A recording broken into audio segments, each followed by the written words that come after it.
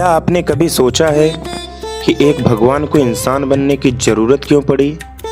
जब धरती पर अधर्म का बोझ इतना बढ़ गया कि खुद देवता भी कांपने लगे, तब अयोध्या की पवित्र धरती पर एक ऐसे बालक ने जन्म लिया जिसने सदियों के लिए मर्यादा की परिभाषा बदल दी।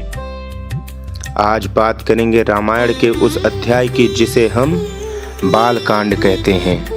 लंका का राजा रावण, जिसे ब्रह्मा जी से वरदान मिला था कि कोई देवता या गंधर्व उसे मार नहीं सकता, इसी अहंकार में उसने 3 लोक में हाहाकार मचा रखा था।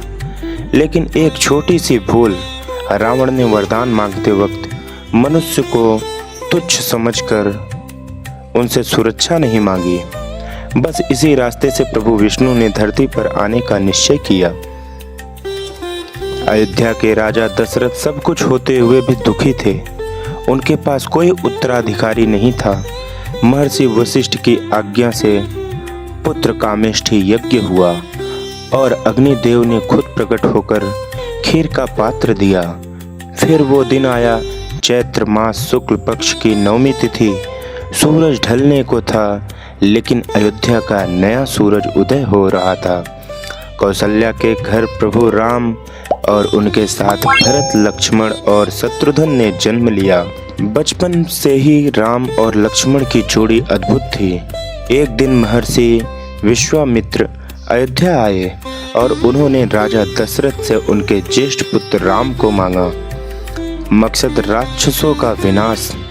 सरयू नदी के तट पर सिर्फ एक बाण से प्रभु राम ने भयंकर राक्षसी ताड़का का अंत किया। यह पहली बार था जब दुनिया ने देखा कि यह सिर्फ एक राजकुमार नहीं, बल्कि स्वयं काल अधर्म के लिए है।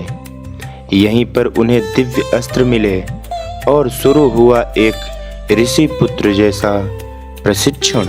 रास्ते में एक पत्थर की शिला को अपने चरणों से छूकर श्री राम जी ने माता अहिल्या को श्राप मुक्त किया। इसके बाद यह सफर पहुंचा मिथिला राजा जनक की नगरी में, जहां माता सीता का स्वयंवर हो रहा था। बड़े बड़े राजा महाराजा शिव के पिनाक धनुष को हिला भी नहीं सके। प्रभु राम ने उसे उठाया ही नहीं, बल्कि बड़े ही सहजता से प्रत्यंचा चढ़ाते ही उसके 2 टुकड़े कर दिए। पूरे ब्रह्मांड में गूंज उठी, राम सीता का मिलन हुआ। बोलिए सियावर रामचंद्र की जय। बालकांड सिर्फ एक बचपन की कहानी नहीं, यह हमें सिखाती है अधर्म कितना भी शक्तिशाली क्यों न हो, एक विनम्र और मर्यादित व्यक्ति उसे जड़ से मिटा फेंकता है। अगर आपको प्रभु राम की यह लीला पसंद आई तो कमेंट में जय श्री राम जरूर लिखें और अगले भाग अयोध्या कांड के लिए सब्सक्राइब करें। जय श्री राम।